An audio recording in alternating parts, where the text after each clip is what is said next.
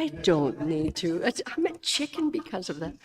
Welcome, everybody, and welcome to those who might be tuning in, watching tonight. I'd like to call this council meeting to order at exactly 5:30 p.m. And with that, I would ask Councillor Morrison if you wouldn't mind reading the land acknowledgement statement, please. Thank you, Mayor Alcock. And I'd like to start off. I'd like to respectfully acknowledge that we are on the traditional territory of the Anishinaabe under the terms of the Robinson-Huron Treaty 61 of 1850 and the Williams Treaties of 1923. We commit to acknowledge, learn, educate, create opportunity, honor sacred places, and take action towards real truth and reconciliation in support of our commitment to walking the path together in respect, peace, and harmony for future generations. Thank you very much for that. And next, I do have a motion moved by Councillor Stone, seconded by Deputy Mayor Armour. Be it resolved that the council meeting agenda dated June 24th, 2024 be adopted and printed as circulated. All those in favor? And that carries. Sorry, I hesitated on the wording. I don't know why I had a moment. Are there any disclosures of pecuniary interest? Seeing none, okay. We do have two invited and ceremonial presentations tonight. The first one being from Glenn Cunnington, the District of Muskoka, here to update us on the Integrated Watershed Management technical project results. And before everybody starts, there's this general feeling around the table tonight that I hope that we will ask questions and things like that, but because this is a really, really interesting subject. But as everybody knows, there's something going on in the community tonight. And so somebody around this table issued marching orders to all of us to speed up our questions if we ask questions at all, and amongst other direction. Anyway, I wanted to preface that we are definitely engaged. These are all really important things, but I'm prefacing it with that. Welcome. Yeah, no, exactly. So I know, I just used all of your time. I know. My apologies, Glenn. Over to you. Thank you very much, and thank you all for having me. Through you, Madam Mayor, to the rest of the committee. My name is Glenn Cunnington. I'm the manager of watershed programs at the district, and I'm here to give you a bit of an update on some of the work that's been going on at the district since about 2021 and the projects and things we've been involved with. So over the last decade or so, Muskoka, and I know in Huntsville here, it's no surprise, we've had several flooding events. And the way that we refer to those events, and typically is we talk about them being how often we'd expect them to occur. And the storms that we saw were on the scale that we would expect them to only occur once every 100 years. And so being Muskoka, being overachievers, we've been able to have 4 of those things in the last 10 years. And we really needed to start to figure out how can we address those types of events, recognizing that they're becoming more and more common. So at the call of the Minister of Environment, Conservation and Parks, the Muskoka Watershed Advisory Group was formed in 2020. And they were tasked with looking at what had happened in Muskoka and trying to come up with some ideas about where we could go and what could be done to try to address these floods and other issues that we're experiencing here in Muskoka. And so coming out of that group, in 2021, the province announced an investment of about $4.5 million in funding coming to Muskoka that was aimed at looking at 13 different projects. The lion's share of those projects, 12 of them were tasked to the district, with the 13th going to the town of Bracebridge. And it was a project looking at sort of the mouth of the Muskoka River just outside of Bracebridge. So with the district being tasked with these 12 projects, we set off to carry out those initiatives. When we talk about integrated watershed management, it sometimes can seem like this high, what is it really? And at its core, what it's trying to do is it's trying to bring a management system into place that balances the needs of society, the environment, and the economy without necessarily causing one to lose over the other, for example. In order to get there, we have to go through, it's a circular planning process, and really we're at the early stages of it. And these projects that I'm going to tell you about tonight really were about characterizing the system, talking about what are the existing conditions that we have here. We need to know what we have, we need to know what the situation is before we can make some changes. And so these 12 projects really fell into a series of several categories, some looking at flooding, some looking at identifying natural features, other looking at existing policy, and then certainly some looking at how do we monitor changes in the system. All of these projects wrapped up this past November, and so all the final products are available on the district's website. If there's any project that is of interest to you, you can always follow up there. And we're in the process right now of rolling out a lot of the data products that came out of it. There's a lot of mapping that we generated, and we're in the process of adding that to the GeoHub and other places right now. The first project is a hydrologic model. And really what that is it's a mathematical understanding to let us figure out more about how water moves through Muskoka.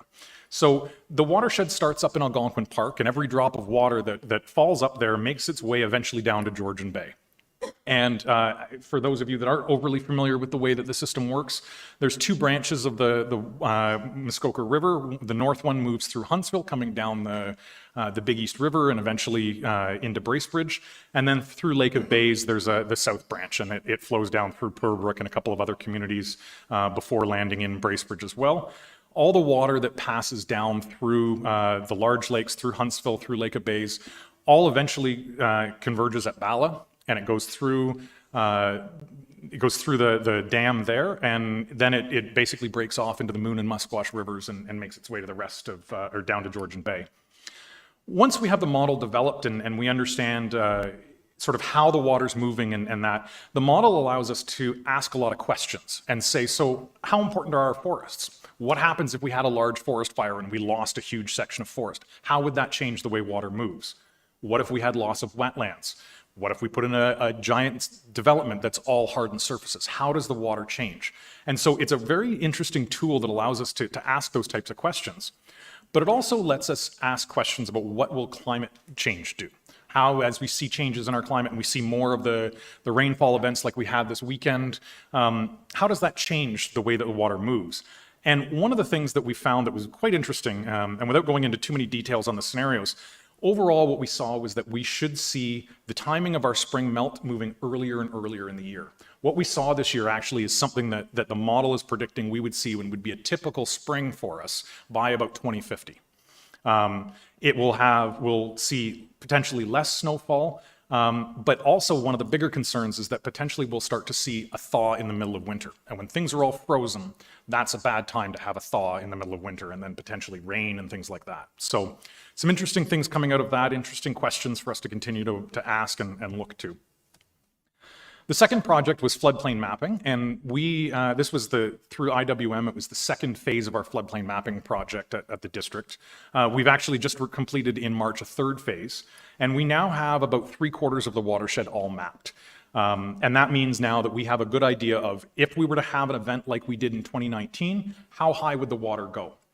And right now we're in the process, our GIS team is doing some really neat stuff with that mapping, as well as some of the other products that they have, but it's available on the website now, and you can go and see on a property, you can look on your own property or a neighbor's or whoever and get a sense of where that water level would go.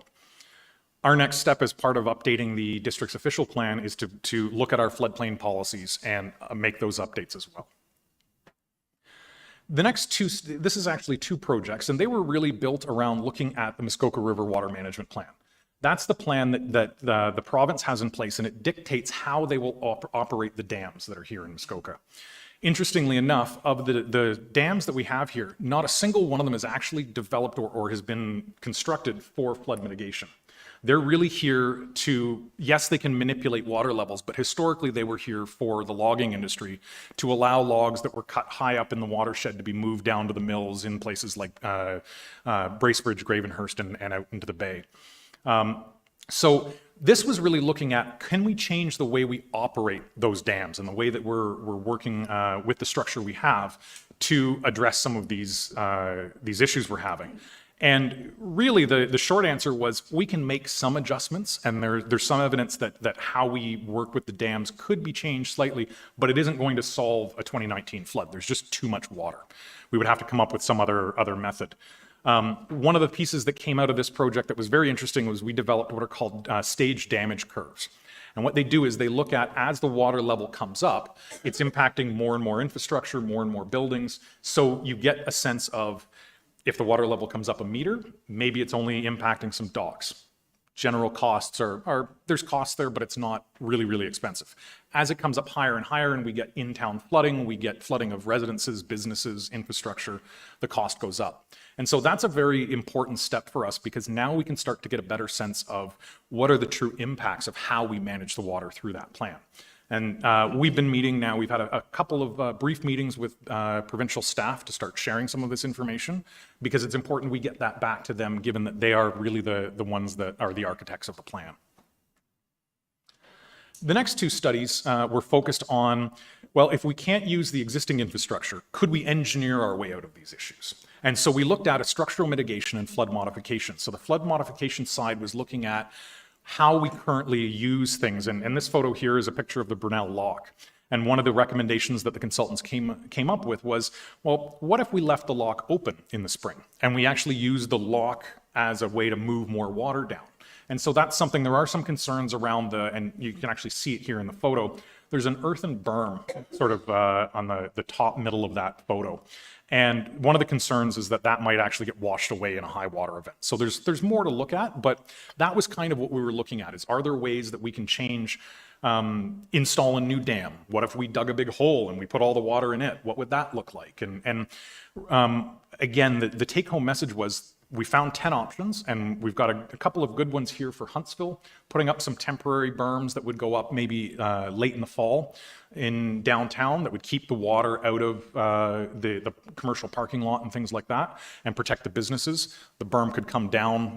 It's not an earthen, it's an engineered constructed berm that is literally installed and uninstalled like you're putting in storm windows.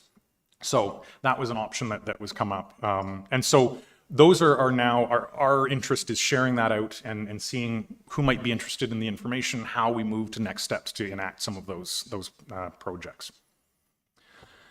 This next project was shifting away from looking so much at flooding and looking more at what do we have out in the watershed from a natural heritage perspective. Ideally, we would go to a point where we talk about natural capital, or how much value does that wetland give us in flood attenuation? How much value does it give us in water quality? Those kinds of things. But we realized when we started looking at the data we had, we didn't have good information about what was out in the watershed. And so we had to take a step back and start by compiling all of the data that was available, and then start looking at how we can improve that mapping. And so we had the consultants go through and identify new wetlands and all of our land cover. What was interesting was that they were actually able to identify 95,000 hectares of wetland that had been previously unmapped. It wasn't that it wasn't there, it just, we hadn't mapped it. So it wasn't being captured in zoning schedules, for example, or any other municipal planning policy. So very interesting, added that information. We now have information on significant wildlife habitat, on a screening tool for identifying significant wetlands, and a new product that allows us to look and understand more about the aquatic habitat that we've got for fish, whether it's a cold or warm water stream. And so all this information, we're in the process of not only getting it out to the public for public consumption, but also we're in the process of looking at how we can use that to better our planning processes at the district and when we're scoping out environmental impact studies and things like that. The next step was to look at land use policy. So the Muskoka River watershed is, of course, the watershed doesn't respond, or the political boundaries have not responded to the watershed boundaries. So what we end up with is in Muskoka River watershed, there are 13 lower tier and 3 upper tier municipalities. And so as you can imagine, not everybody has the same policies. And what our goal here was to look at and get a better sense of what policies are out there. Not to point fingers and say, oh, someone's doing it right and someone's doing it wrong, but just to see the differences. And also really to look at how much are some of the integrated watershed management principles already in policy. Not surprisingly, we found that those policies are pretty limited. There's also limited use of sort of an evidence-based or a science-based approach across the watershed. And there's quite a bit of variation. We saw one of the best examples that I can give is on Lake Muskoka. You have multiple municipalities that all have jurisdiction on one lake, and they have different boathouse policies, as an example. You can't have boathouses in some municipalities, so you end up in a situation where neighbors, one can have a boathouse and the other can't. And it doesn't necessarily make sense if you're going to try to manage that lake as a whole unit to have different policies depending on where your property happens to fall. And so our next step is to really try to engage with municipalities, share the information, share the findings, and look at opportunities to bring more consistency. The last set of projects are shifting more towards monitoring. And as we'll hear shortly from Rebecca, the district has a long-standing water quality monitoring program. And so we looked at what other indicators should we be reviewing? One of the big things that's very common right now, or we're hearing more and more about in the media, is microplastics, and microplastics showing up in cells inside your body, in growing fetuses, things like that we would have never expected. And so one of the things that we are looking at is whether or not we should start to be monitoring things like that as part of our program. And that was what the Water Quality Indicators project was looking at, was these emerging trends in water quality issues. As well, the district, we focused quite a bit on the aquatic environment, but we don't have as much that we're tracking watershed health indicators for more of a terrestrial side of things, so out of the lakes and rivers. And so we had another project that was looking at how could we identify indicators. So is it extent of forest cover? Is it extent of wetland cover? Is it road density in natural areas? Things like that. And so we're looking at some opportunities there to share and potentially at the district develop some programs that will start to look at broader watershed health that's not just the water. The last two projects, one was an erosion survey, and we created a little app that we lovingly call eRoad, and it can be loaded up on your phone or wherever. And if you're out for a paddle, or you're out in the boat for the day, you can snap a photo if you see erosion on the side of the lake or the river where you are, and you can feed that information into the app, and it gets collected in a GIS environment. It gets mapped, the photo is there, and there's opportunities to sort of give a bit of information about what you saw. And the intention there is to really sort of develop a citizen science program aimed at looking at broader erosion issues across the watershed. We don't have any concrete next steps for what we'll do with that, but certainly if we start to identify areas that have consistent and chronic erosion issues, some form of mitigation may be then the next step. The very last one was, and I know I've spoken to one of the committees here, was to look at public access. And we developed an inventory really of all the terrestrial and aquatic access points across the watershed. And then we had our consultants develop a framework because we wanted to look at if you were going to expand your public access or look at potentially shutting down public access, what would your rationale be for why you would either add or remove? And so we developed a framework built on those IWM principles of economic, societal, and ecological or natural environment considerations. And it's basically a ranking or a rating process where you can look at a site and you can say from a social perspective, are there amenities, are there bathrooms? Is there a boat launch? Is there somewhere to shop close by from an economic perspective? Is there sensitive fish habitat in the area from, maybe that's not a good place to put a new beach. Those kinds of things. So that was really what the framework was designed to do. And that is, as I said, it's published online. It's freely available. Happy to talk if people are interested in how it can be adapted to other projects and other processes. So for us at the district, that's really the overview of our projects. From a next steps perspective for us, we have several sort of short and midterm actions that we're in the process of working on it. As I mentioned, working with floodplain mapping policies, we're looking at opportunities for green development standards, certainly updating our lake system health policies. It's been quite a while since that's happened, and we're seeing outcomes from things like the causation studies that the policies we have in place were designed to protect from a development perspective and maintain water quality from that perspective. And when we're finding that it's really a climate-related issue that's driving a lot of our water quality issues, we need to look at our policies and see what we can do to update them to be reacting more to the situation we're seeing. And of course, that all plays into our official plan updates. The other thing that we're doing, and in conjunction with Muskoka Watershed Council, is we're continuing to work with them on their community roundtable. And that's something that I know folks from Huntsville have been involved in, and members of the community in that. And really what we're trying to do right now is help them look at different options for a governance model of how this could work without building in a new layer of bureaucracy and difficulty. So thank you very much for your time. I'm here for questions. Thank you very much for a fantastic presentation. Just on that last point, before I open it up to questions, I think it's important to note that on the collaboration piece between all of the 13 municipalities and the First Nations within the Muskoka Watershed, there has been one meeting so far hosted by the Muskoka Watershed Council, and somebody from Huntsville offered to host the second meeting of that group.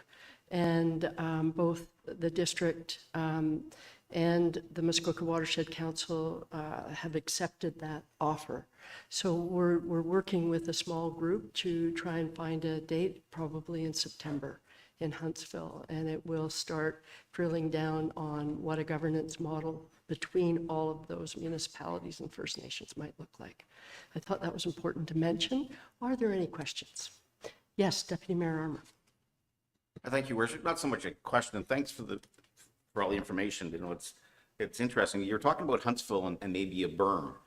And if I recall back in the 2019 flood, one of the biggest issues we had in that area was the Main Street Bridge was acting like a dike, right? It was holding the water back and pushing it into the parking lot area.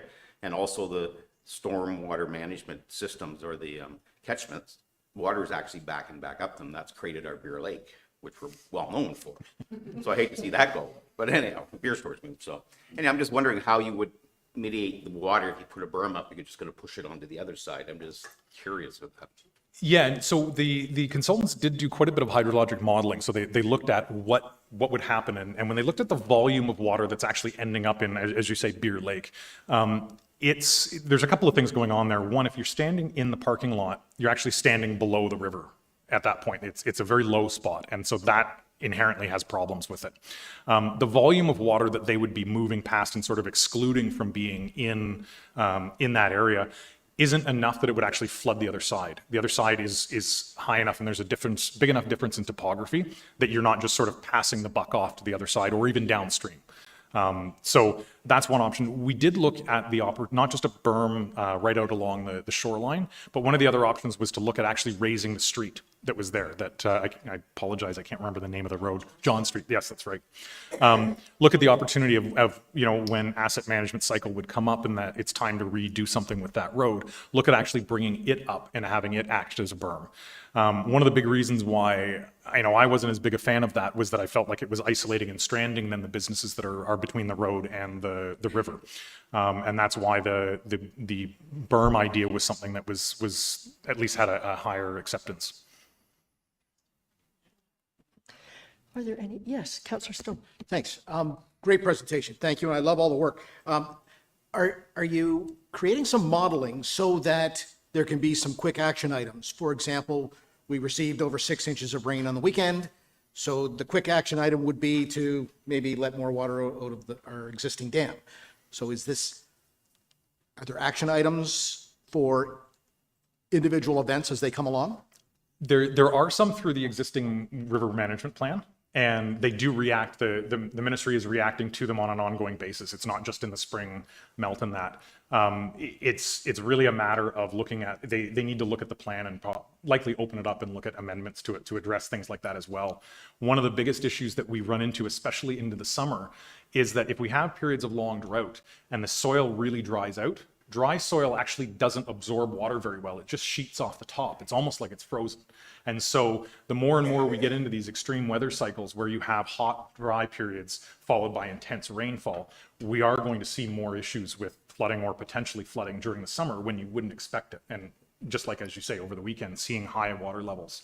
And so I'm hoping that through discussions with the province and hopefully an eventual amendment to the plan or an adjustment to the plan, we'll see more of those things taken into account. Thank you. Councillor Schumacher. Yes, thank you. Very interesting. I was just looking at sort of the water quality indicators and things.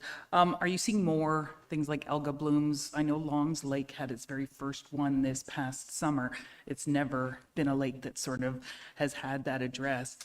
And you did mention the microplastics. My other question is, we did like a community cleanup in that Utterson area, a lot of cigarette butts. And the issue, I've heard a lot of that kind of leaching into the ditches and water. Can you speak to that? Yeah, so in regards to the algal blooms, we are actually seeing an increase in Central Ontario and algal bloom occurrences overall.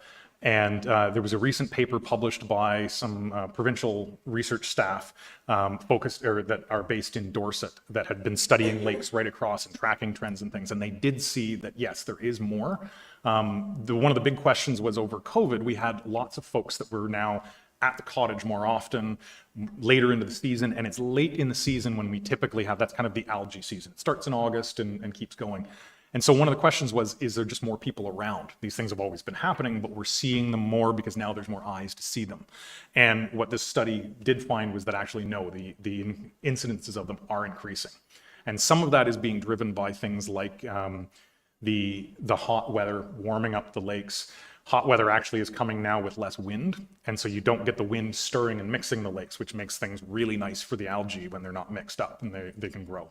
So, and then, sorry, your second question was cigarettes. Yes, so cigarette butts are an issue because the filters that are part of them are actually microplastics, and they have a lot of microplastics and things like that in them. So not only are they now concentrated with all the toxins that were in the actual cigarette when it was smoked, and that's leaching out into the water, but also it's a source of microplastics.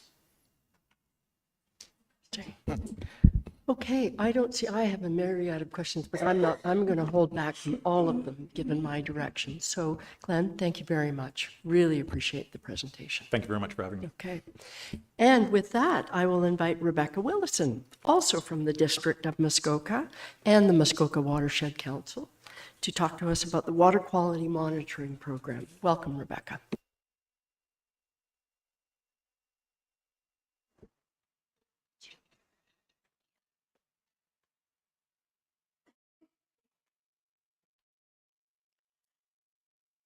So as Mayor Alcock said, my name is Rebecca Willison. I'm a watershed planning technician with the District Municipality of Muskoka. And we do have a longstanding water quality monitoring program, easily titled Lake System Health Water Quality Monitoring Program. And some of you have been on council for more than one term may remember me. I used to come around and do this presentation annually. So we got off that a little bit during the pandemic, but now we're hoping to pick that up again. Really, the point of coming around and doing it is just to make you aware that this program does happen, and to let you, give you the opportunity to ask any questions that you may have, but also to let you know what resources are available in case you do get questions from your constituents. You can direct them where to find the information.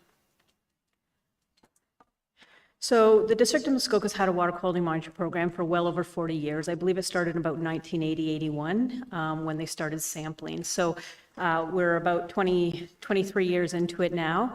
It's been a fairly consistent program since about 2001.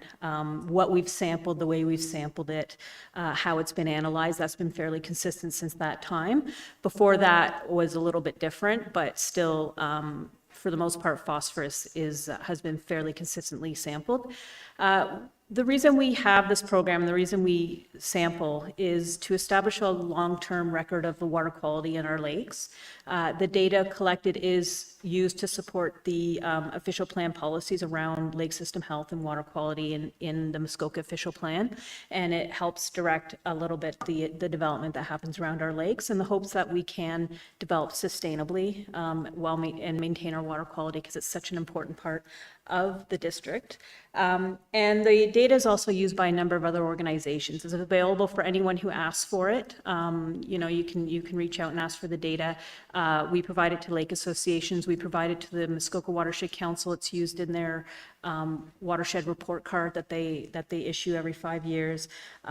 It's also used by a number of other organizations. So it is a good data set to have available for people. We also provide it to researchers too. So a lot of research does happen in the Muskoka area, partly because of the Dorset Environmental Science Center, and also partly because we do have a good long-term record of data that people can come and use in their programs. These are all the different components of the monitoring program. The big one is the recreational water quality monitoring. We also do biological monitoring. We do shoreline land use surveys occasionally, also have an invasive species program occasionally. The programs in green, so community outreach, Natural Edge, and Love Your Lake, are all done in conjunction with the Muskoka Watershed Council. And I'll talk a little bit briefly about each of these programs. In general, the water quality monitoring program focuses on phosphorus, and we do 164 lakes right across the district. It's hard to see here, but the little red dots are all our sampling locations, and there's 194 of those. And we sample each of these lakes. There's a schedule. We do a 5-year projection for the schedule, and lakes are sampled either every 1, 2, or 3 years, and there's a number of factors that go in to determine how often a lake is sampled. We hire a couple of students every year. You may see them tooting around the district with the canoe on the back and the trailer with the boat on it. And they basically go around in May and again in August, and they collect temperature and dissolved oxygen profiles. They do clarity readings using SecuDisc, and then in May during spring turnover, they also collect a suite of water samples that are sent to the Dorset lab for analysis. Phosphorus is the big chemical of concern. That's what most people associate with good water quality. But we actually collect data on about 47 different parameters as well. So we do have quite an extensive amount of information of data on our lakes.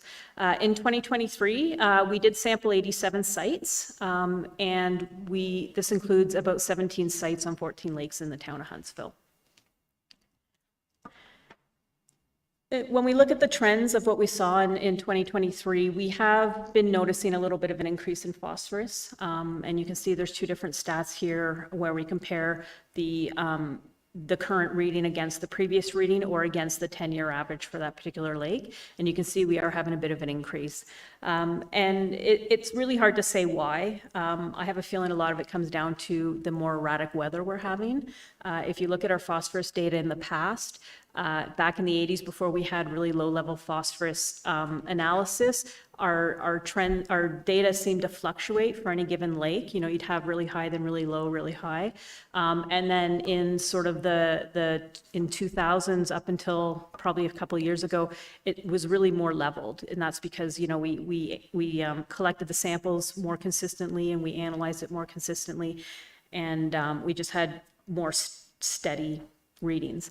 We're starting to see more recently, I think, with the weird weather we kind of have every year. You know, one year it's really dry, one year it's really wet, then it's really dry again, it's really hot, it's really cold. You know, it seems to be changing quite a bit. And we're starting to see those little fluctuations in our phosphorus reading again. So, again, it's something we'll keep an eye out, and that's why we do our sampling. It's important to not look at 1 year in isolation, but to look at the overall trend.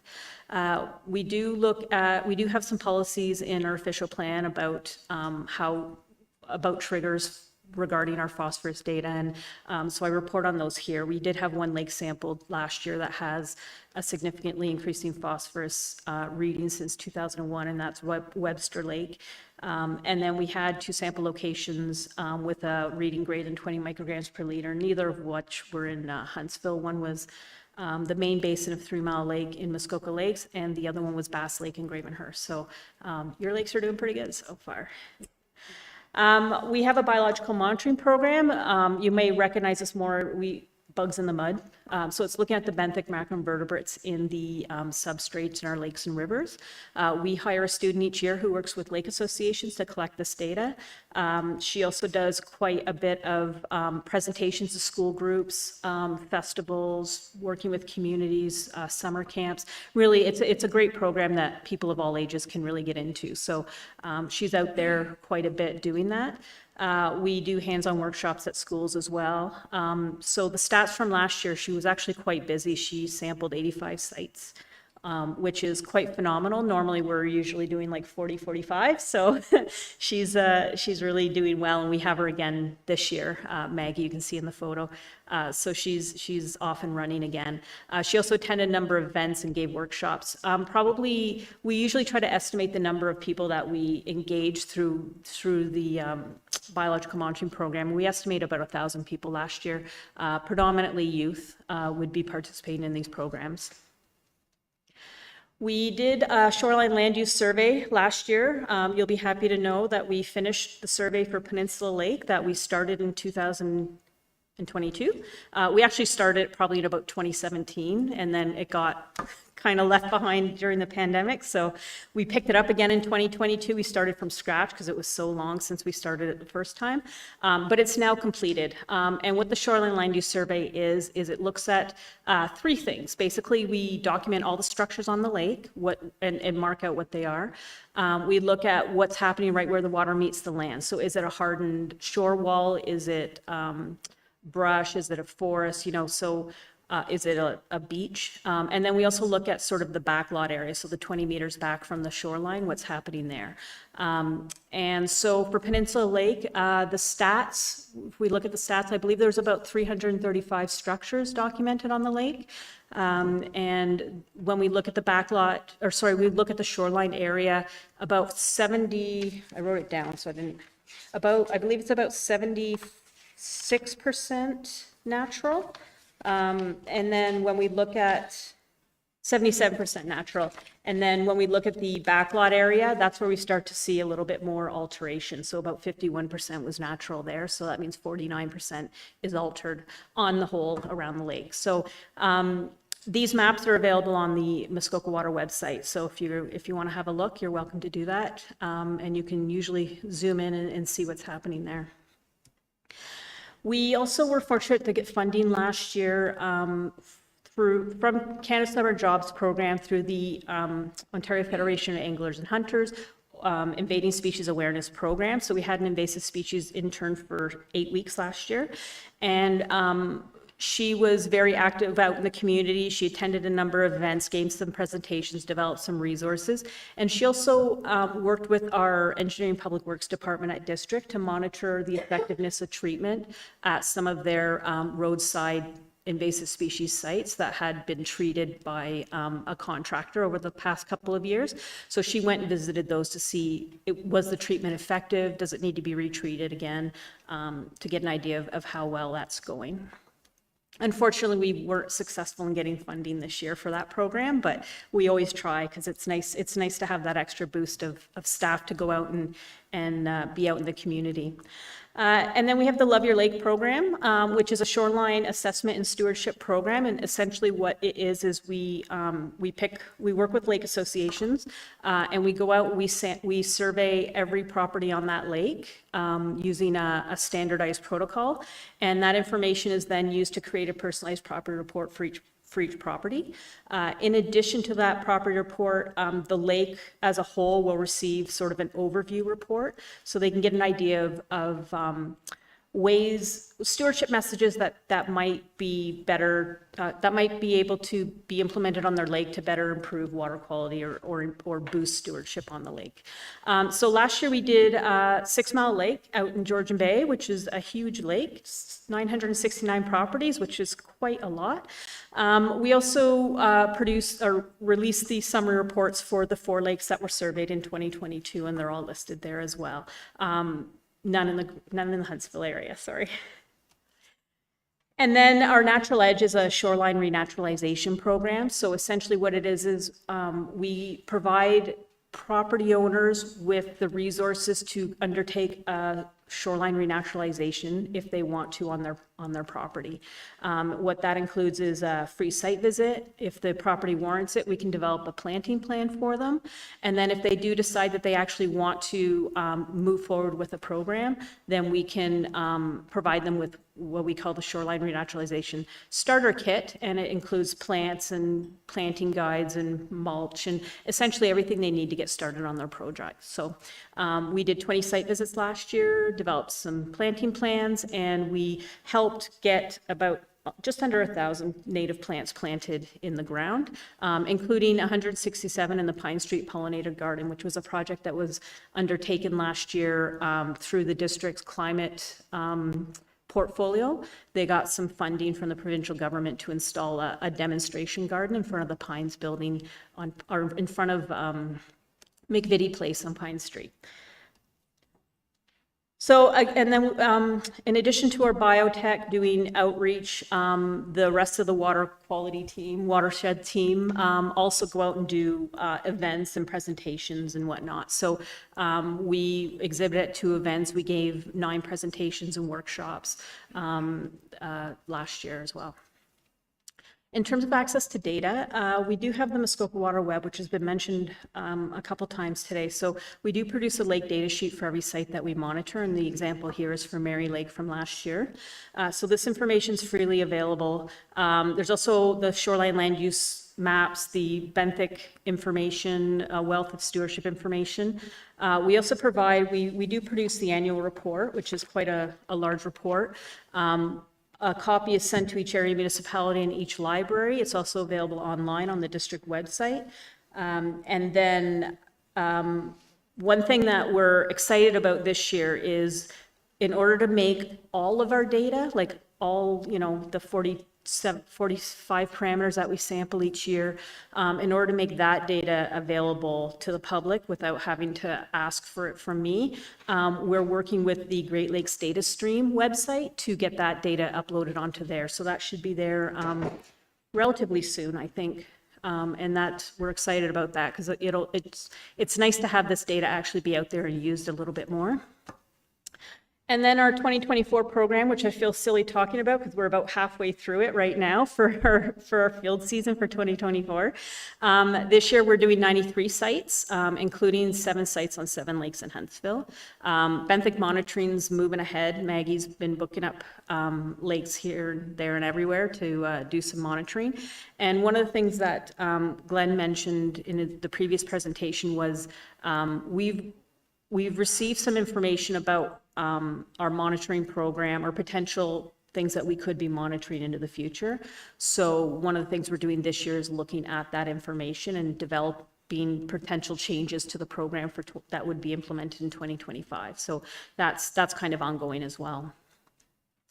And I'm happy to answer any questions. Thank you. Rebecca, thank you again.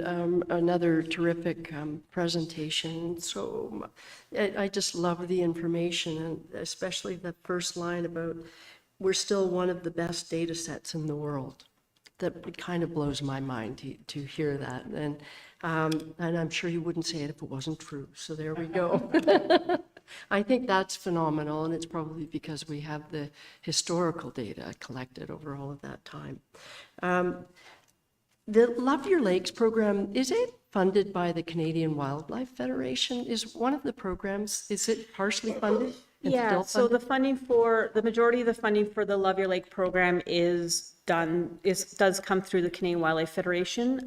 Occasionally, we're able to get Canada Summer Jobs funding as well to cover this portion of staff costs, but the bulk of the funding does come from CWF. So we are able to offer that program free to lake associations that participate. Which is awesome. That's really great. Yes, Councillor Stoll. Thank you. Do you or should we together contact individual property owners that we would like to rehabilitate their shoreline proactively? Through you, Mayor Alcock. So we have worked quite closely with some municipalities, including yours, with the planning department. So when someone comes in with a planning application, they're usually given some information about, especially if they have the requirement to renaturalize their shoreline, they are often provided with the contact information.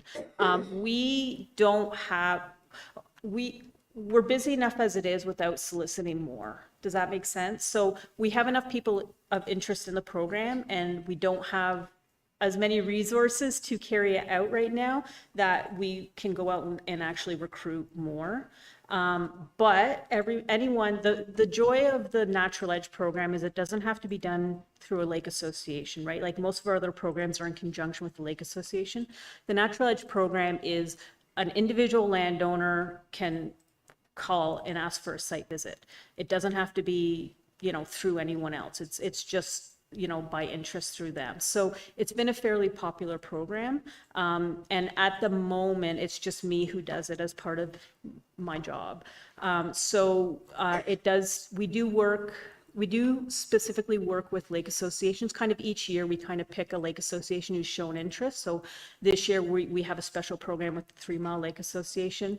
2 years ago, it was Mary Lake. We worked with them, we held workshops, we worked with them to recruit property owners and did some demonstration sites on the lake. So we have done that. But that's a really long way to say, not currently, I'm not going out and recruiting. I'm not going to go up to someone and say, your shoreline's awful. Here's a program, but you're welcome to. And I have Perhaps- brochures if you'd like some. Perhaps through the lake associations, we could be more proactive than just waiting for a development to be done or any planning application. We have the power to make them do it if they come through the planning department. But at least the education piece through the lake associations, for sure. I think that makes a whole lot of sense. We both attended the Lake Vernon AGM, and they're quite active and will access, I think they've accessed Love Deer Lake and also the benthic monitoring. So I think that's exactly the way to go because there's one person dealing with that program. So are there any other questions? Okay, Rebecca. Thank you. Thank you. That was brilliant. Thank you. And now I am moving to our deputations, and we do have one. And is it just Ben or okay, Ben Jardine is here as are other members of the Muskoka Community Land Trust. Sandy and Melinda are both here to support Ben. And I just said Ben is with the Muskoka Community Land Trust to give us an update on the Florence Street micro community land donation. And why this is particularly relevant is we have a staff report on this later in the meeting. Over to you, Ben, and welcome. Thank you, Your Worship. Thank you, Council and staff, for having me. It's been approximately 6 months since we've last given an update to Council, so I'm very excited to inform you of the progress that we've accomplished. This is a timeline that we presented in January at our last deputation and made some adjustments for tonight's meeting.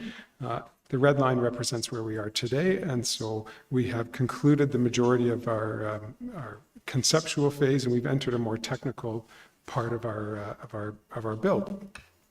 We are working towards a CPP application. We have now retained the services of many professional consultants and partners that will help us along the way. Most importantly, we are very close to a formal submission to CMHC for project funding.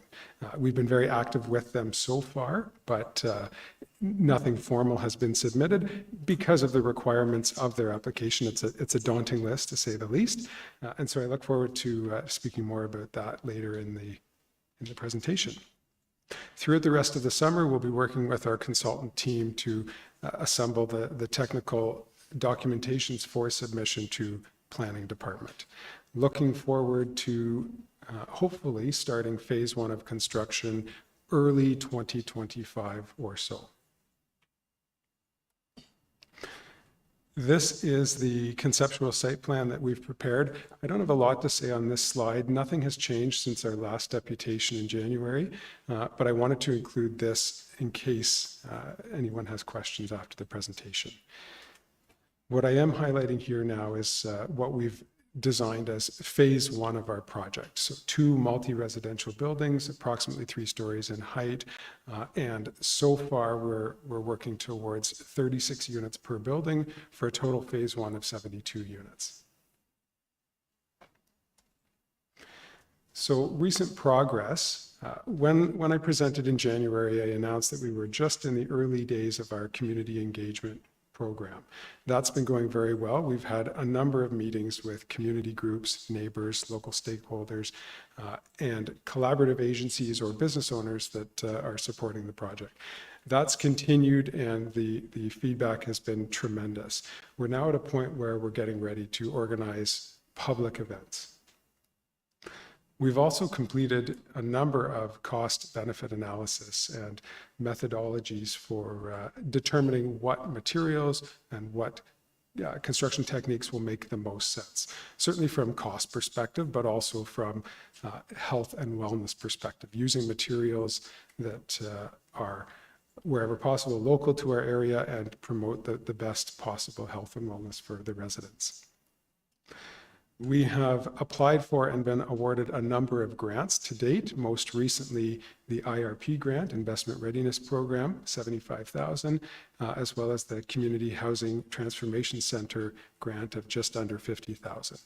Both of those are recent. It seems like every day we're applying for more grants and winning as many as we can.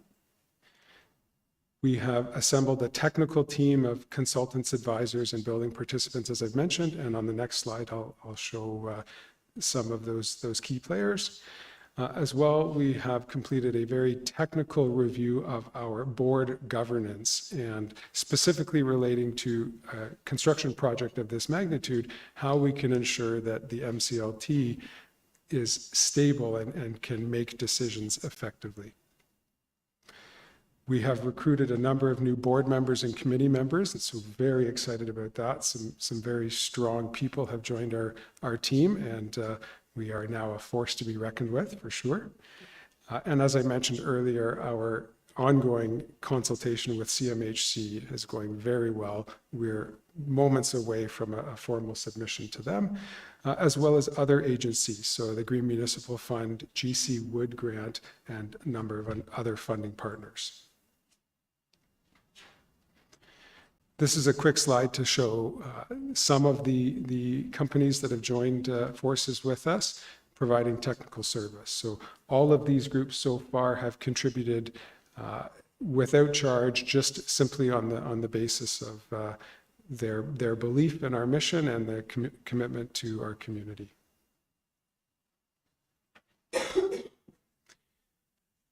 With that, and working towards our formal application to CMHC, we are at a point now in the process where we have a request of council. And that is simply that we need council support. We need to affirm the commitment of land donation in order to progress with CMHC. It's a very strict requirement of their application, very strict criteria. So with that, we can move quickly through the balance of our technical work towards community planning permit application and ultimately building permit preparations.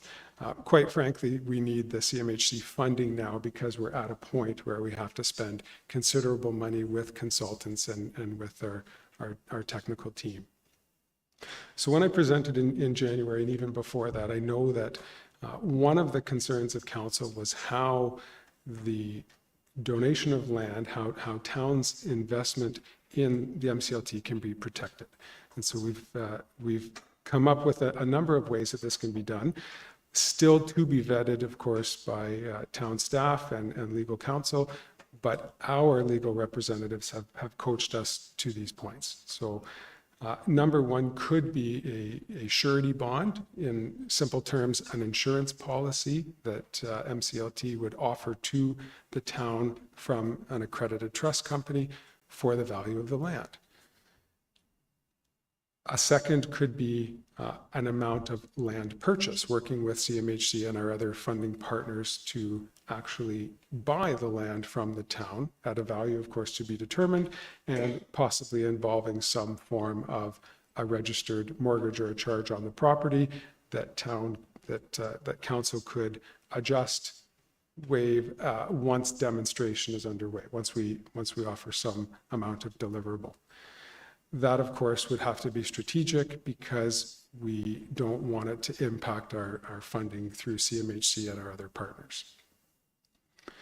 There could be a partial land donation or a partial conveyance of land, possibly based on our phasing program, working with town planning staff to take the property and delineate it into chunks so that, again, more can progress as we deliver on our promise of affordable housing.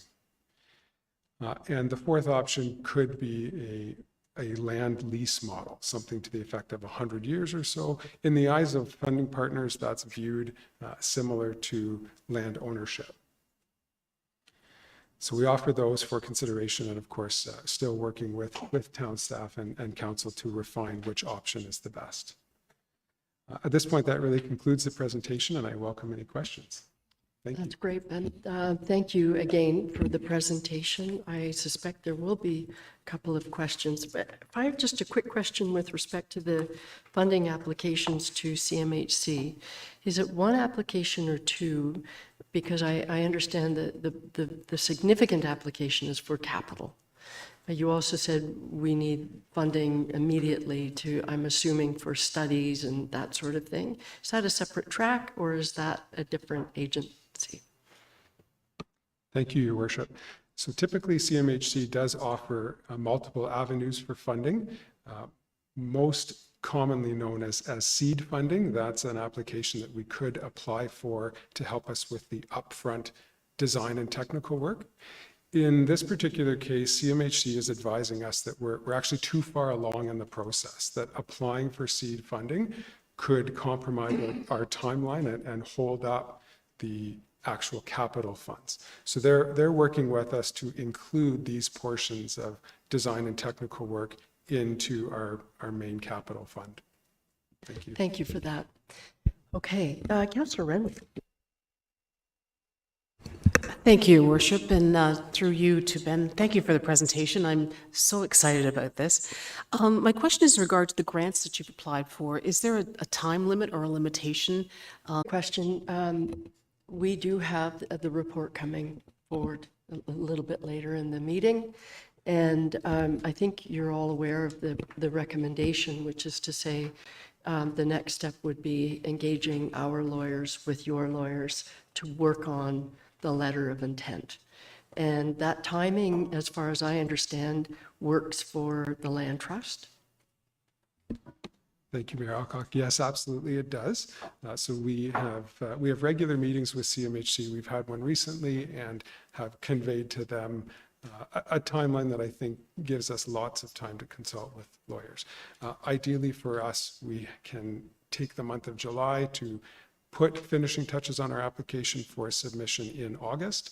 CMHC then, of course, will take a long period of time to review, but that supports our ultimate timeline of actual construction in early 2025. Thank you for that. Thank you. Okay, I am not seeing anyone else, so thank you. Thank you. Thank you for coming in and updating council. Brilliant. All right, then I am going to move right along to item number 7, council minutes. I have a motion moved by Councillor Renwick, seconded by Councillor Schumacher. Be it resolved that the following council meeting minutes be adopted as printed and circulated. Regular council, May 27th, 2024. Planning Council, June 12th, 2024. Are there any questions or comments? Seeing none, all those in favor? And that carries. Okay, so we're moving right along to reports for information, meeting minutes, starting with the Downtown Huntsville BIA, May 9th and May 16th. Councillor Renwick. Thank you. Thank you, Your Worship, and through you. Just letting you know that the BIA is looking for a new executive director. So that notice went out and the deadline for application is June 30th. So the BIA is quite excited about that. Okay. And that's all. Okay, are there any questions of Councillor Renwick? Okay, seeing none, then we'll move along to 8.1.2, the Huntsville Public Library Board. We do have minutes from May 14th. Councillor Clucci. Chair, Mayor, as written, no changes. It's a good meeting. Okay, so any questions? All right, we'll just move right along. We are moving to 8.1.3, Huntsville Municipal Accommodation Tax Association. We do have minutes, May 14th, 2024. Councillor Morrison. Thank you. Not much to report other than what's in the minutes. Just we are looking at our intake process for funding of community events. And that's coming fast and furious. So that's about it. Okay, are there any questions about that fast and furious process? Okay, seeing none, then we will move right along to Aston Community Hall Ad Hoc Committee, June 10th, 2024. Councillor Schumacher? Minutes are there presented. If you have any questions, you can ask me, and I know they're working with Greg on their one main budget request about Wi-Fi out there. Perfect, that's great. All right, I see everybody's, this is great. We're moving right along, Councillor Morrison. Look at that. Are there any questions of Councillor Schumacher before we move to the next? Seeing none, I can go to the last one, 8.1.5, the Huntsville Lake Bays Chamber of Commerce update. I don't see any minutes. Councillor Renwick. Yes, unfortunately, there are no minutes to present, and I have nothing else to add to at this point. So. All right, perfect. Any questions? Nothing else? Okay, seeing none. Look at that. Let's go to reports for adoption. And the first one, moved by Councillor Stone, seconded by Deputy Mayor Armour. Be it resolved that the following Huntsville Lake Bays Fire Services Governance Committee meeting minutes be adopted as printed and circulated November 27th, 2023, and January 29th, 2024. Long way back, both of them. Are there any questions with respect to any of those minutes? Seeing none, I will call the question. All those in favor? Although that carries.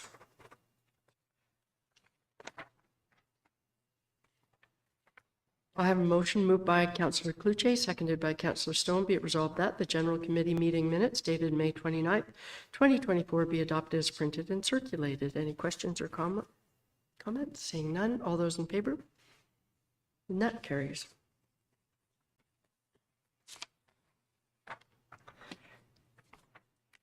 And finally, I have a motion moved by Councillor Clark, seconded by Councillor Renwick. Be it resolved that the Accessibility Advisory Committee meeting minutes dated June 11th, 2024 be adopted as printed and circulated.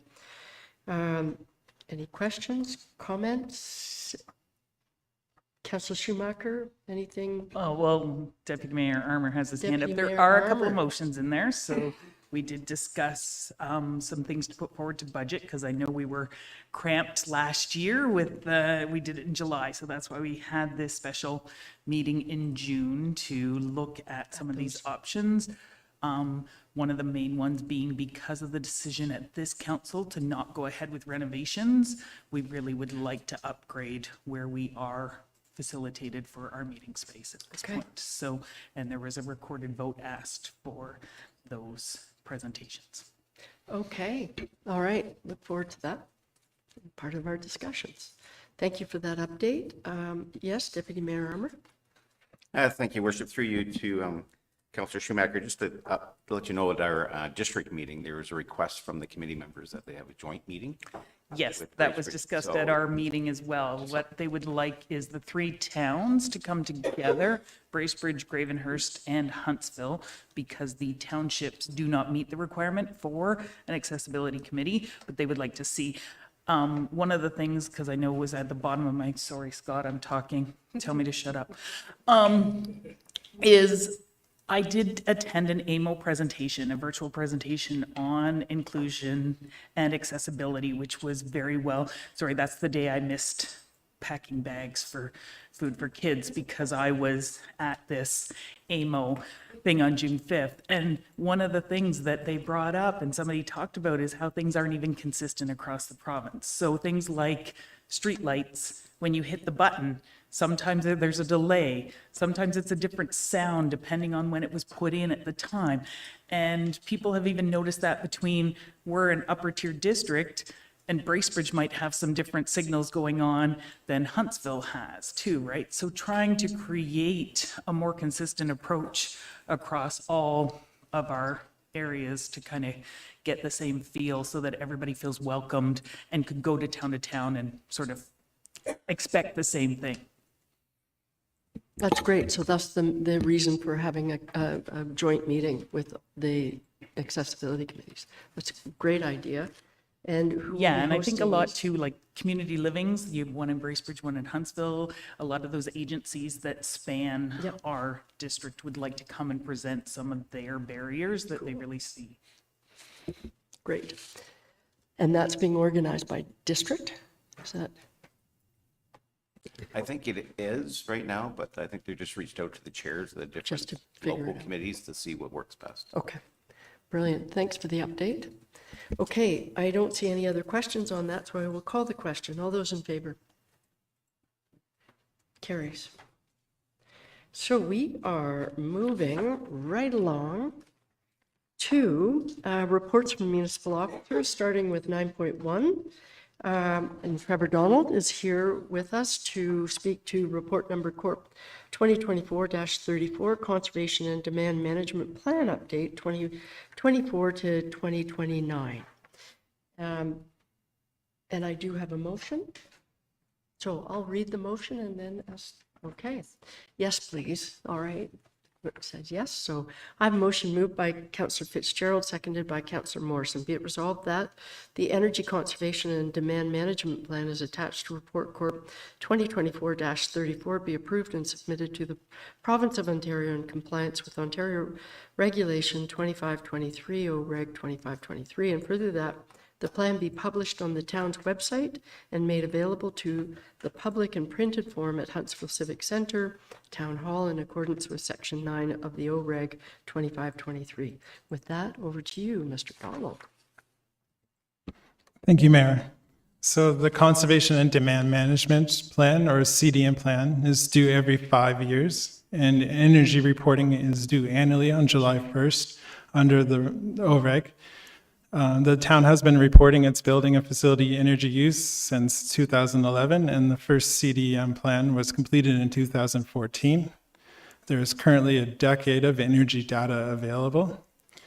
The baseline for this third CDM plan, which is attached to the report itself is more so, gives a summary of the plan in case you don't have time to read it. You can just read the report and get an idea of what is in the plan.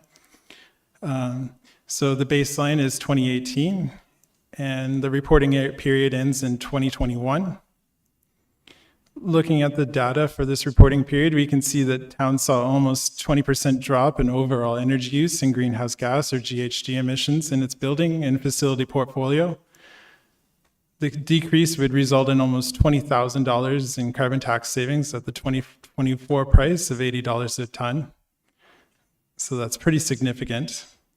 This dramatic change was due to the sale of 3 non-core building assets during the 2018 baseline year, and of course the impacts of COVID-19 pandemic from 2020 into early 2022. Energy use and emissions from municipal operations generally represent less than 5% of the total footprint of the community. Despite being a small percentage, there are many reasons to take action. I make reference to the sustainability three-legged stool, with the legs being economic, environment, and social, and of course, good governance connecting them all together. The plan is recommending essentially a baseline business's plan scenario where the town will leverage current plan policies and actions to get to an energy decrease of 3 to 5% annually.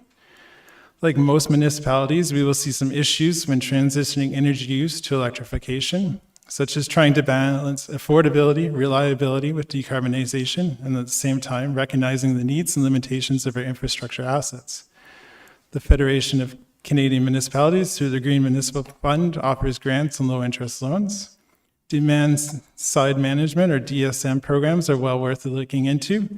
For example, ISO's Save on Energy has the Energy Planning Program, which is a pay-for-performance program. We have already taken advantage of Enbridge Solutions DSM program, which is being used to offset the cost of the joint greenhouse gas emissions inventory and mitigation plan, which will hopefully come to council soon. And the grant has, of course, extended my position, allowing me to do this work. So thank you. Okay, great. Are there any questions? I just have one quick one, and that is, this is a great baseline document for sure, and possible next steps. But I guess we're still really anticipating the work that we're doing with the district on sort of beefing up some of our measurements, right? Is that? So through the mayor, that's correct. It'll be more similar to the community emissions plan that the district just approved, where it'll have pathways to meet the climate emergency targets set by council in 2021. And so these targets or pathways will be fairly ambitious, and they will have a series of recommendations associated with them as well. This is more so meeting the purposes to serve the regulation. Thank you for that. Councillor Renwick. Thank you, Your Worship. And more of a comment, but thank you, Trevor, for this report. I think you were made to do this kind of report. This is really up your alley. I am very aware, and I think we all are aware, that the numbers are slightly skewed because of COVID, and I think you've addressed that as well. So in the next, this is a great base, but is it really going to be, are we going to be able to judge it in the next 5 years because the numbers are a bit skewed? Like, they won't be able to be judged. So through the mayor to the councillor, actually 2022 and 2023 years will be reported to the province. What happens is this will catch us up beyond the COVID years. And then in 2025, we'll be reporting on 2024. This data is always accessible. It is published on the province's website. And they use a program called Energy Star, which is you could essentially click on any building of similar size, square footage, and compare it to any other building in the province. And this is a direction that the province is going in, and a lot of the municipalities are as well. Interesting. Yeah. Great. Thank you for that question. I don't see any other, so I will call the question. All those in favor? And that carries. Thanks very much, Trevor. Okay. So next report is 9.2, and Chief Monahan has just joined us. And it was with respect to report number fire-20, 2024-8, preliminary land review fire station. I do have a motion. It has been moved by Deputy Mayor Armour, seconded by Councillor Fitzgerald. Whereas in 2022, the Fire Services Master Plan was accepted by Council to be used as a reference document to develop a strategic approach for the delivery of fire services. And whereas Appendix D, recommendation number 1 within the plan calls for the relocation of Huntsville Station number 1, 1 Payne Drive, due to various challenges of the building and the location, as outlined in attachment Appendix A to Report Fire-2024-08. And whereas adequate locations of land to build a new fire hall are quickly disappearing due to an influx of recent development within the town of Huntsville.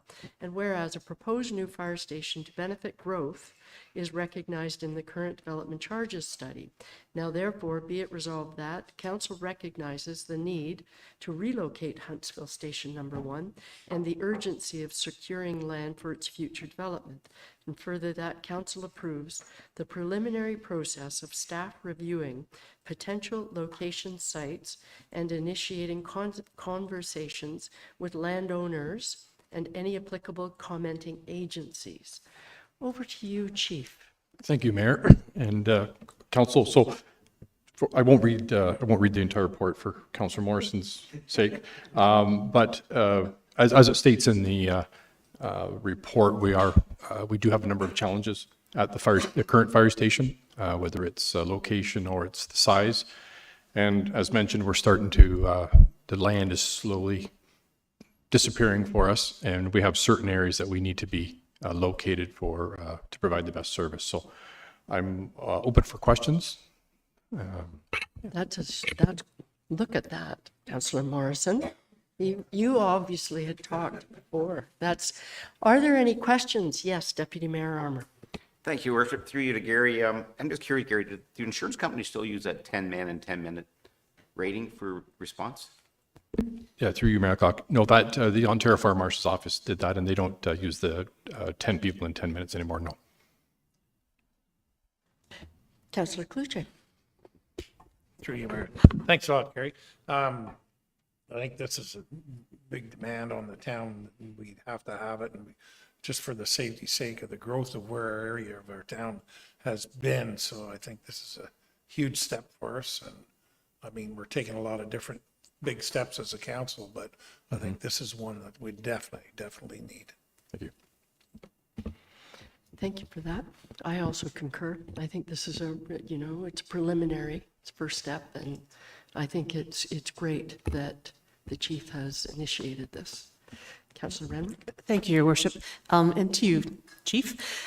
Because this is a preliminary report, and if we don't find land, how can we obviously we have to stay where we are. Like, is it, I guess my question is, what happens if we don't find land? Well, through email to Councillor Renwick, I think it's not if. I think we need to find land. I don't think it's. I just think that we've outgrown the size of the fire station for our apparatus, for our staff, and the fact that we can't get the volunteers into that fire station.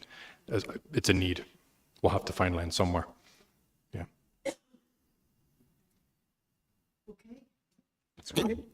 I don't see any other questions at this time, so I will call the question. All those in favor? And that carries all the way around. Thank you for the Thank you. report. Okay. So we are moving to report number 3. 9.3, and we're joined by Director Maxwell regarding report number development 2024-64, the Muskoka Community Land Trust. And I do have a motion.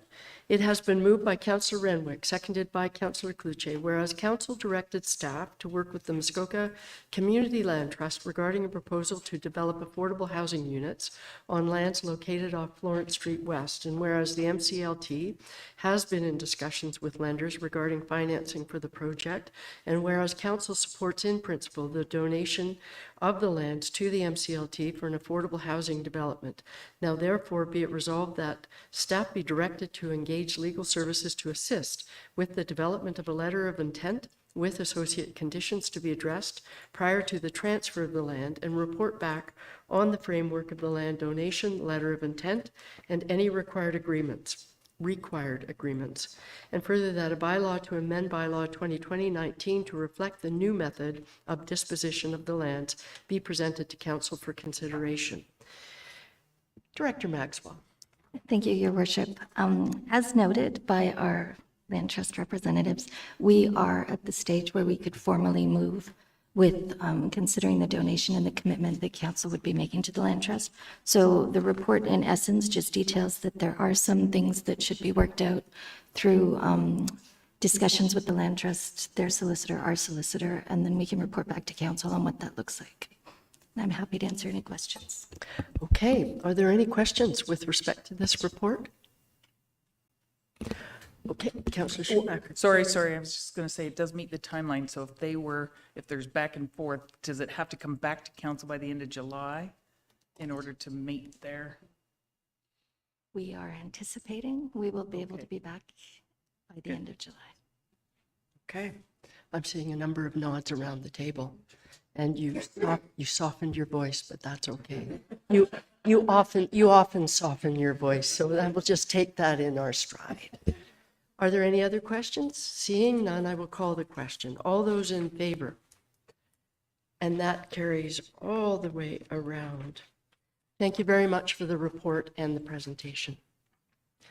Okay, and moving right along, I know that Director Frame just whispered in somebody's ear.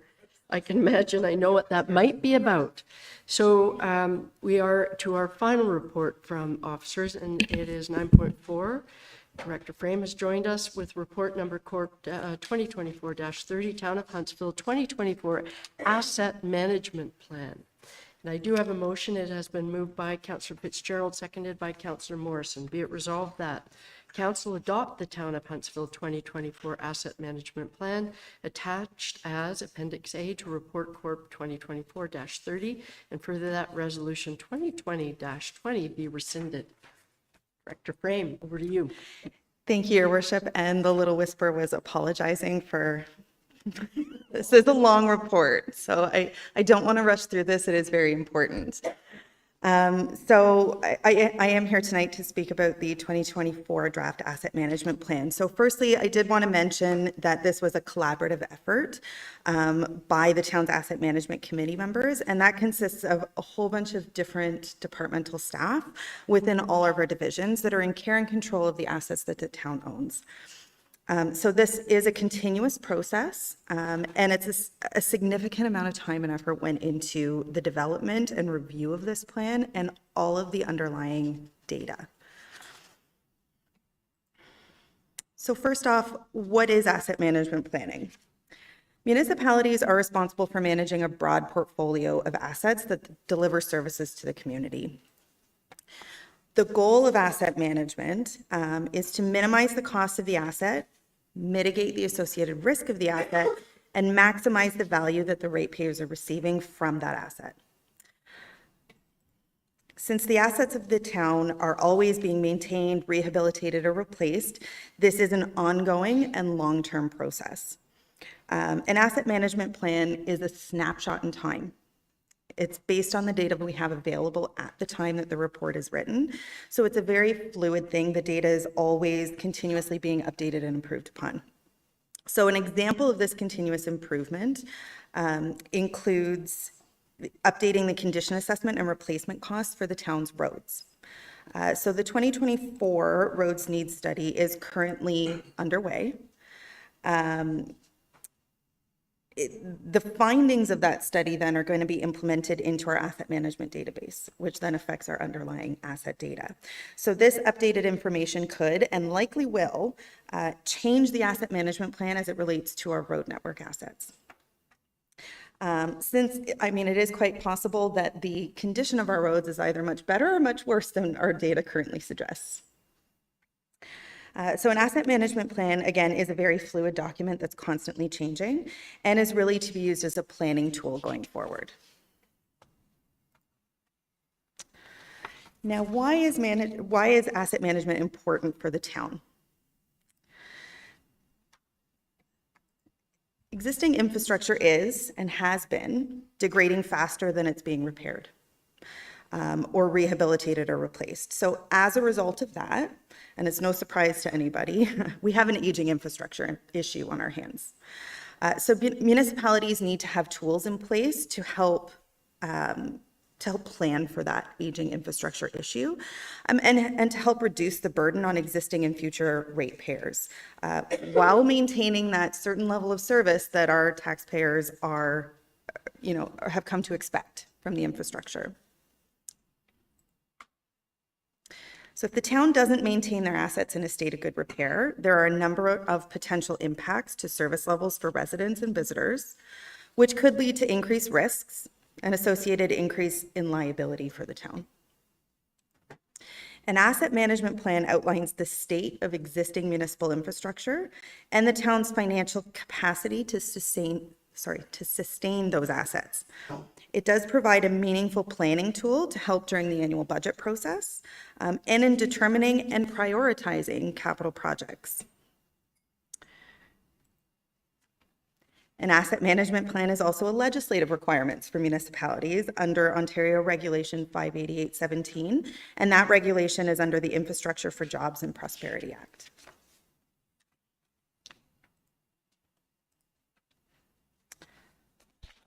Okay.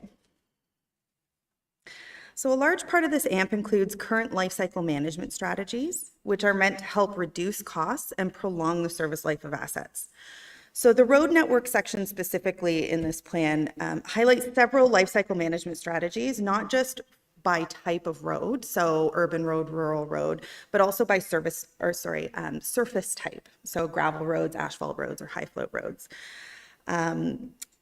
So if the town did not utilize these life cycle management strategies, the annual requirement, so how much we should be saving every year just for roads, would be about $21 million. By employing these strategies, though, the annual requirement for road replacements is actually only about $7.8 million. So there's actually savings of like 45% annually that we're already realizing just by employing these strategies. And that's just doing regular and preventative maintenance on our roads. The replacement strategies, the replacement strategies outlined are also an important part of the AMP. So it's going to use, I'm going to use roads as an example again, because it's, the largest asset category in our town. So it has been highlighted in the AMP that the replacement strategy for a rural gravel road is much different than for an urban asphalt road. So for a gravel road, no full replacement would ever occur. Yes, we do rehabilitation by adding more gravel to that road, but because there's no underground infrastructure, we would never do a full reconstruction of a gravel rural road. For an urban asphalt road, though, we would have a full reconstruction because we have underground infrastructure of that asset that we would eventually need to dig out and replace. So the AMP also includes risk modeling for our various asset categories, and that includes calculating the likelihood that an asset will fail, as well as the consequence if that asset were to fail. So basically, how likely is it that an asset will fail, and how big of a deal is it if it does? So generally, we think about the risk associated with a road in a very different way than we would, say, a building or a piece of equipment. This largely comes into play when determining the consequence of asset failure. So how big of a deal is it if it fails? So with roads, we need to be concerned about not only the replacement costs, so the financial impact if that piece of road were to fail, but we might also look at the function of the road, the daily traffic on that road. With a piece of equipment, the consequence also includes the financial impact. But rather than the traffic count or the road function, we're more concerned with what type of equipment is it. So for example, it's a bigger deal if a piece of fire equipment fails than, if office furniture falls apart, right? Okay. So in this AMP, the town has achieved all of the requirements in the Ontario regulation that must be met by July 1st, 2024. So we're right on track with the regulation. This AMP also includes an illustrative financial strategy. So a financial strategy is not actually required under the regulation until July 1st of next year, of 2025. But we wanted to highlight what this might look like going forward. So I think it's really important to highlight that based on the current data, 63% of our assets analyzed are in fair or better condition, which is great. This percentage has actually increased from the 2020 asset management plan, where 58% of our assets were in fair or better condition. So this means that we've been working hard to deal with that aging infrastructure issue.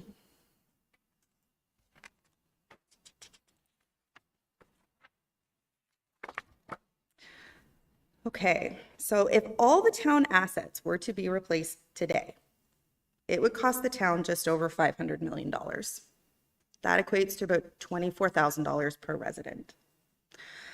It's not likely that we'll ever need to do this, but just kind of, that's a big amount of money, right? In the 2020 asset management plan, the overall replacement cost to replace all of our infrastructure at that time was just shy of $300 million. And we have not added that many new assets since then. So the costs of things are much bigger than what they were in 2020. So based on that overall replacement cost, the condition of the existing assets, and the use of those life cycle management strategies that I mentioned a second ago, to prolong the life of those assets, the annual amount that the town should be levying just to sustain that the current levels of service that we're providing is about $18 million per year. The town's currently levying, and this is based on the 2024 capital budget, we're currently levying $8.1 million. So the difference is that funding gap, and it's just shy of $10 million per year. I think that was really important to know.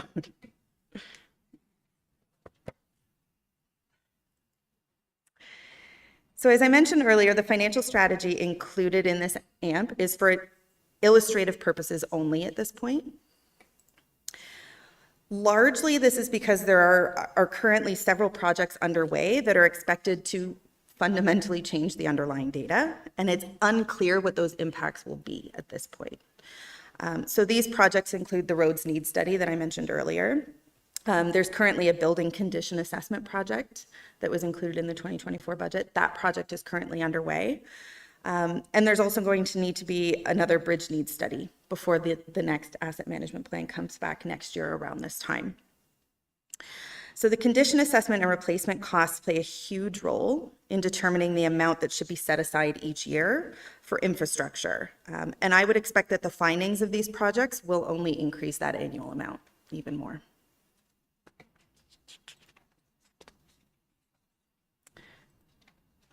Okay. So this slide is meant to highlight what would happen if council wanted to close the funding gap in 1 year or next year.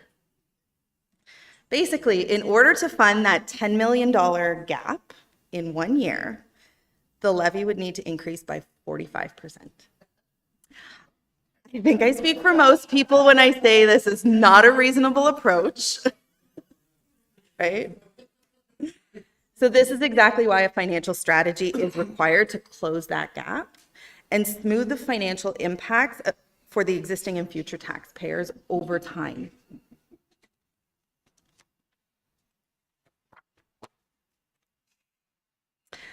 So the illustrative strategy in the plan shows that the funding gap can be reduced gradually over a 15-year period. So this would be done by increasing the levy by just over $600,000 annually. So largely the rationale for showing a 15-year gap closure is that the $600,000 increase is actually, it's consistent with what we've been doing over the past few years. And the 2020 AMP recommended closing the gap over 20 years. So since then, almost 5 years have gone by.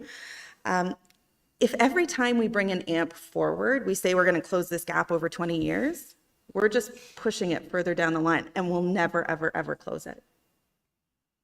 So that was kind of the rationale with this illustrative financial strategy.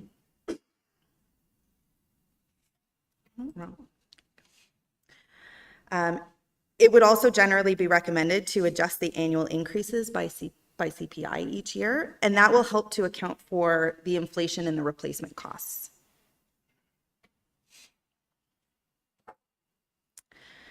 So I do think it's important to point out here that this really only addresses the annual requirements on a moving forward basis. It doesn't reflect the backlog of projects that should have already been done but haven't been for resourcing constraints or various reasons.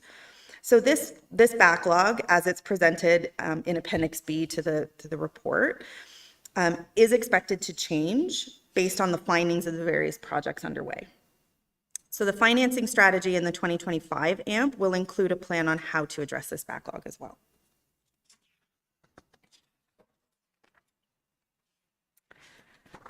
Right. So the AMP includes some recommendations on improvements to the completeness and accuracy of our underlying data. So we have been and will continue to update the condition assessment and replacement costs data regularly to ensure that the information is as accurate as possible. So it's kind of a keep doing what we've been doing. So also, by July 1st, 2025, as I've mentioned a few times, an updated AMP will be brought forward, again, to achieve compliance with the regulation. And that AMP will require outlining proposed levels of service for our assets and impacts of growth on our assets, as well as the financing strategy that will be recommended for implementation. So I do want to reiterate here that the AMP is a planning tool to help during the budget process and in determining and prioritizing capital projects. It is continuously changing because it's tied to our underlying asset management database. And I'm available for questions. Thank you very much for that report, Reba. And I certainly have a couple of questions, but I'm going to Councillor Renwick. Thank you, Your Worship, and through you, thank you, Director Frames. I did have the Clerk's Department printed off for me because it is such a huge report. And I think the thing that you mentioned earlier, and not this morning you mentioned this, but it's like a shell game that we constantly move around. We open this one, there's something there, and then you have to move on to something else. So I appreciate it, but I think I would also, and this is more of a comment, it is so much to take in and perhaps having a special council meeting where we can actually delve into this a little deeper to get a better understanding. I would like to propose that at some point. So I'll just put that out there. But yeah, it's a very intensive report, and it's so important for us to go forward with it. So I thank you for that comment. I would certainly support that, having a special, because again, to that point about the shell game, and I love the comment about it's continuously changing. And, you know, as in this report doesn't, it still identifies a number of projects that are ongoing right now as high risk in this report, like the redevelopment of the Conroy tennis courts, that sort of thing. So it's continuously changing. The numbers need to be updated. It also doesn't, I don't think, and this is a question, take into account the potential for different funding models around what we might look at for the replacement of community assets. You know, we might in fact enter into an agreement whereby it takes it off the town's books from a capital investment perspective. And so that I would think might change up the numbers quite substantially in a couple of cases, if that were to happen.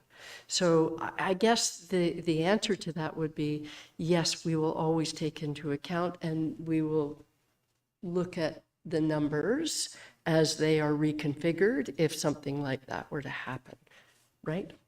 Yes. Yep, so to respond, yes, absolutely. Again, with the asset management plan, with the financing strategy, we only include sort of our annual funding that is consistent, similar to when we do the capital budget, right? So we don't, we wouldn't include, you know, the potential for grants or partnerships that we're not sure about yet. So that's where, you know, Councillor Renwick mentioned, you know, the shell game. It's, you know what, we're saving this much, we need to do these many projects based on our risk assessment and all of that stuff. So it's making sure that we have enough saved to be able to do the replacements we need to do when we need to do them. Gotcha. Thank you for that. Councillor Clark, did you have, or no? I just sort of assumed, I was assuming. I might as that- well. Thanks, Reva, for your report. Just so very briefly, I just want to say this is why we have to be so careful about in-year spending that's outside of the budget, because you can clearly see it's 2.7% on the levy, and this is a long-term expense that we're looking at here for the capital management asset plan. It's not going away. That's why I preach constantly here the importance of trying to stay within our budget, because we know this expense is going to be where we start every year. We're already starting in the hole before we even do a budget. Appreciate those comments for sure. All right. I don't see anything. All right. Thank you for the report, and I will call the question. All those in favor? And that carries all the way around. Look at that. Look at that. I should make note, though, that we still have a lot to discuss around that. We haven't made a determination that it's going to be 48%. Just for anybody who's watching, right? Just to clarify. All right. Just okay. All right. Thank you. I am moving right along to the next item in our agenda, which is our bylaws. Look at that. We're moving right along. I have a motion moved by Councillor Clark, seconded by Councillor Schumacher. Be it resolved that bylaw numbers 2024-61 to 2024-74 inclusive be reported and passed this 24th day of June 2024. And I'm told I don't have to read each one individually because I just read the inclusive part. So are there any questions or comments with respect to any of those? All those in favor? And that carries. Just write it. Okay. Thank you, everybody. I have a motion moved by Councillor Schumacher, seconded by Councillor Clark. Be it resolved that the following change to the 2022-2026 Accessibility Advisory Committee membership adopted by Council Resolution 27-23 be approved. Deletion, Liam Broad.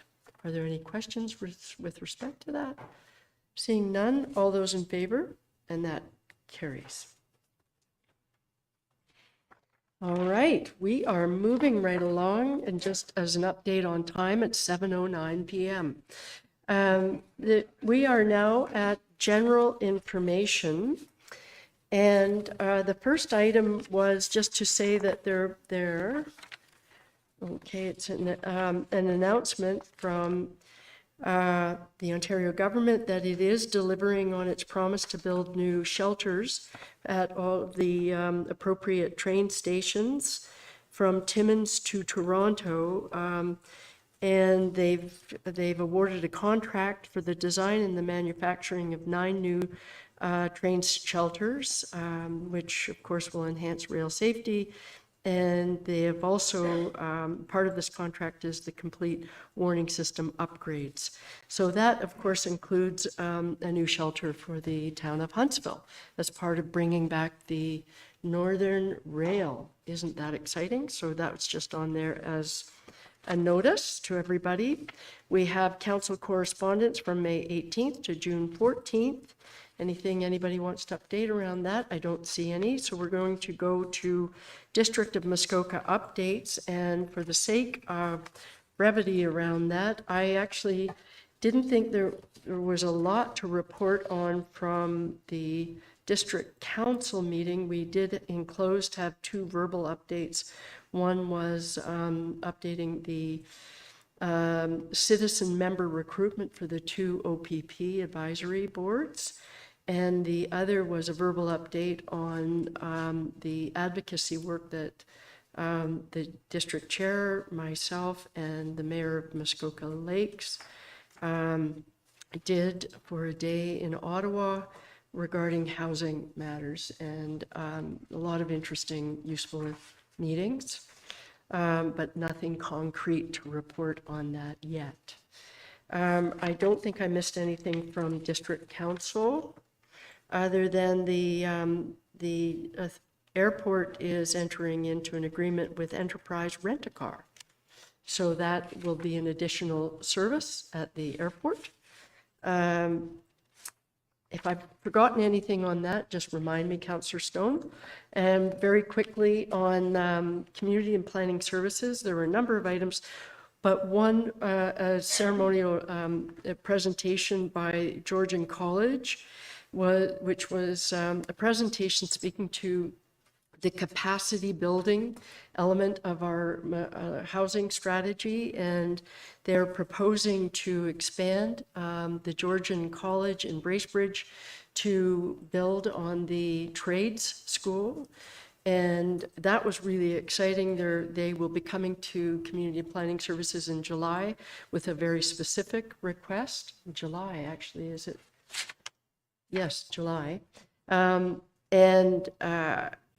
I think it's a really exciting opportunity to build on that.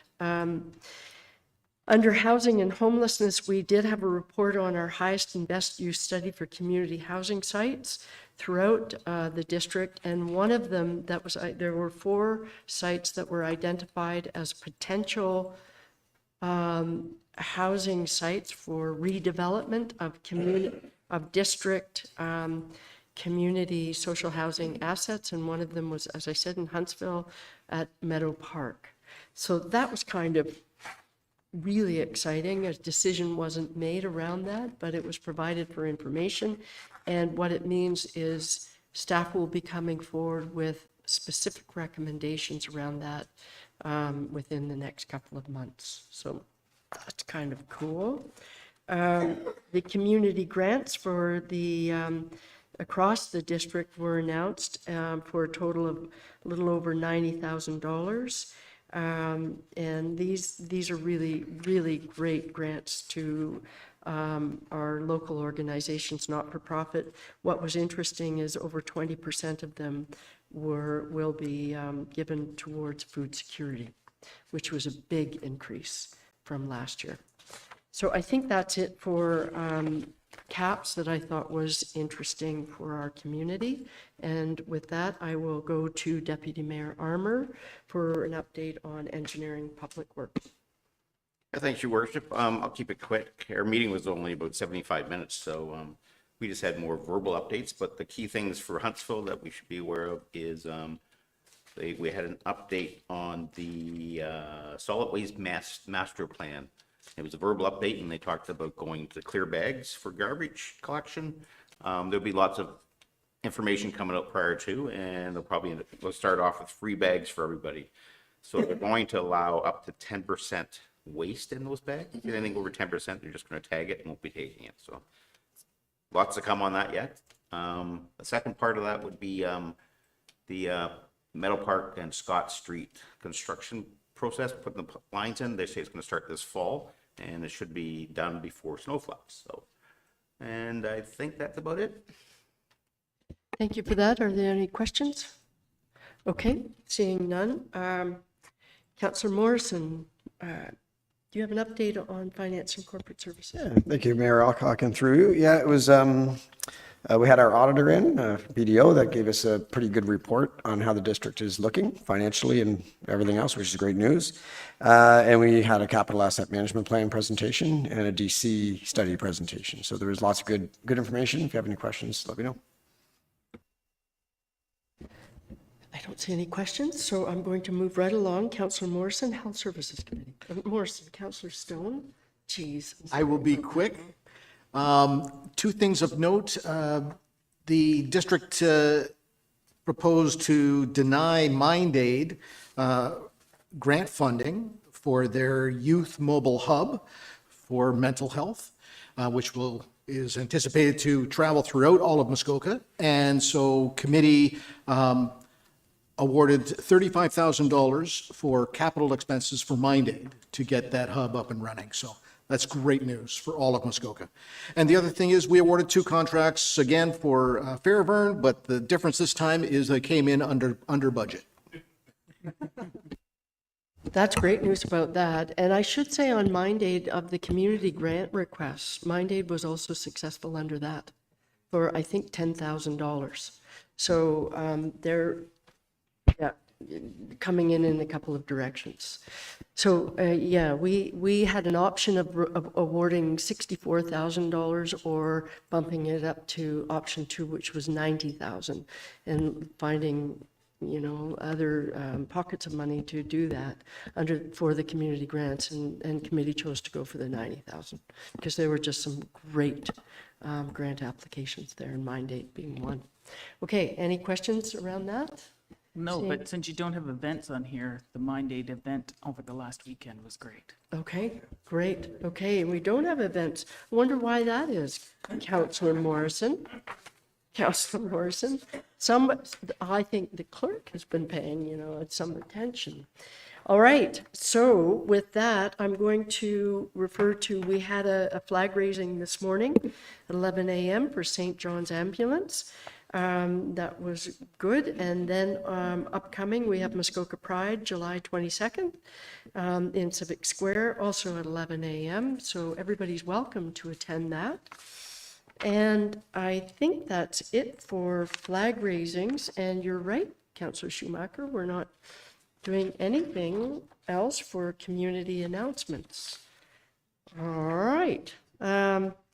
So I am going to go right along to closed. And I have a motion moved by Councillor Stone, seconded by Councillor Renwick. Be it resolved that the next portion of the meeting be closed to the public, commencing now at 18 p.m. for the purpose of considering the following matter pertaining to Section 239(2), advice that is subject to solicitor-client privilege, including communications necessary for that purpose under the Municipal Act 2001. And it is with respect to confidential report, Development 2024-65, open building permits. All those in favor? And that carries.